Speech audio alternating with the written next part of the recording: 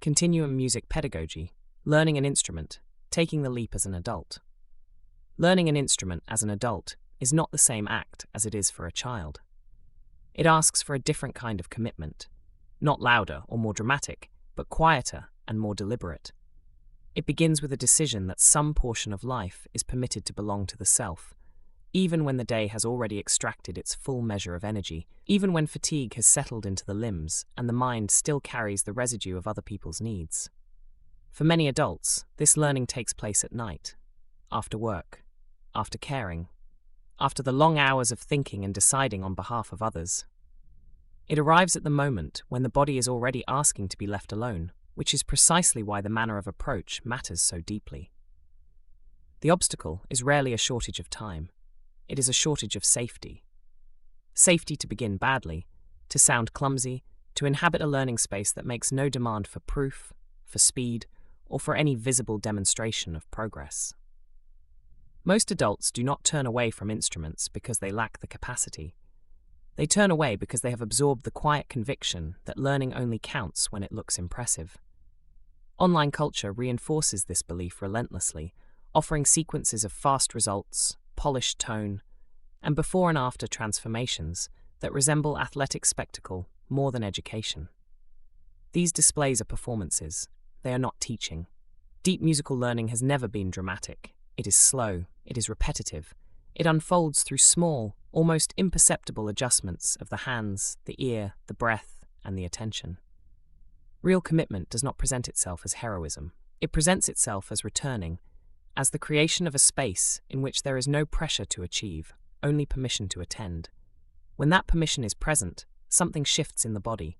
The instrument becomes a point of contact, solid, responsive, and indifferent to self-judgment. The hands are given a clear task. The breath finds a workable rhythm. Time, which so often fragments under adult pressure, regains a modest shape. In this sense, music becomes regulating rather than merely sentimental. It contains. It absorbs restless or anxious energy without requiring explanation. It offers effort a place to go that does not demand the construction or defense of an identity. The adult learner is not performing a self. They are allowing themselves to be occupied, safely, purposefully, and without the burden of constant evaluation.